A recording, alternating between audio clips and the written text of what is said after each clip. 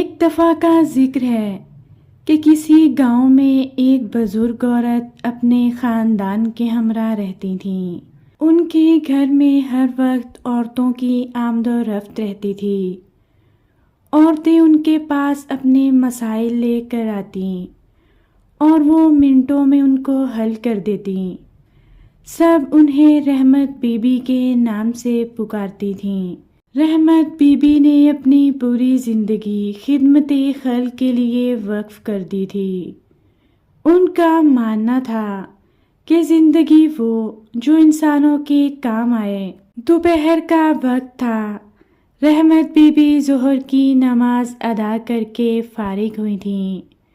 وہ صوفے پر بیٹھی ہوئی تھیں کہ ایک عورت چلاتی ہوئی ان کے پاس آئی اور آتے ساتھ ہی اپنے سسرال والوں کے خلاف آگ برسانے لگی۔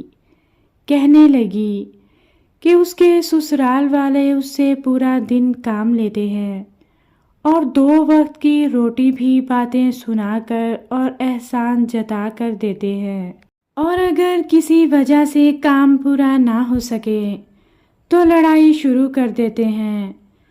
پھر وہ مجھے غصے میں آ کر جاہل، بدتمیز، غموار خاندان سے آئی ہوئی لڑکی کہتے ہیں۔ آخر میں بھی ایک انسان ہوں، کب تک ان کے ظلم و ستم سہتی رہوں؟ بے زبان تو نہیں ہوں۔ آخر میں بھی ایک انسان ہوں، کب تک ان کے ظلم و ستم سہتی رہوں؟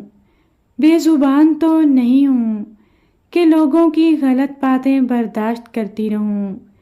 یہ سب سن کر رحمت بی بی نے اندازہ لگا لیا کہ ایک شیر ہے تو دوسرا سوا شیر۔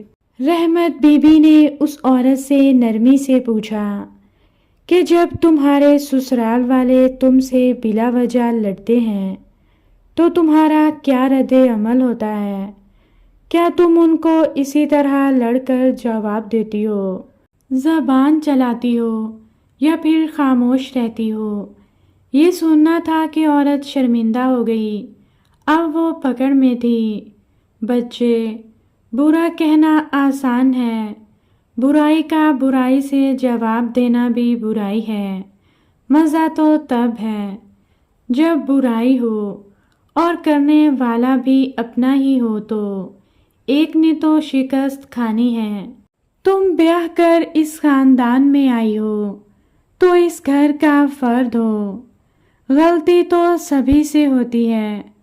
تم جس رشتے سے بندھی ہو وہ لازماً عفو و درگزر سے ہی چلتا ہے۔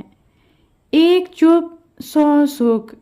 بس جب ایسی صورتحال ہو تو بالکل جواب مت دینا، خاموشی سے اپنے کام میں مگن رہنا۔ تم سوچنا کہ بڑے ہیں، میرے بھلے کے لیے ہی کہہ رہے ہیں۔ اپنے دل و دماغ کو ان باتوں سے سنبھالنا۔ دیکھنا کتنی آسانیاں تمہاری زندگی میں آئیں گی۔ تالی ایک ہاتھ سے نہیں بجتی۔ رحمت بی بی نے نہایت نرمی سے پڑوسن کو سمجھایا۔ رحمت بی بی نے نہ کوئی تعویذ دیا، نہ کوئی الٹی سیدھی بات سکھائی، بلکہ اس عورت کا گھر بچانے کے لیے سیدھی راہ دکھائی۔ کچھ دن گزرنے کے بعد اس عورت نے رحمت بی بی کو بتایا کہ ان کی بتائی ہوئی ترکیب پر عمل کر کے وہ ایک خوشگوار زندگی گزار رہی ہے۔ رحمت بی بی بھی مسکرا دیں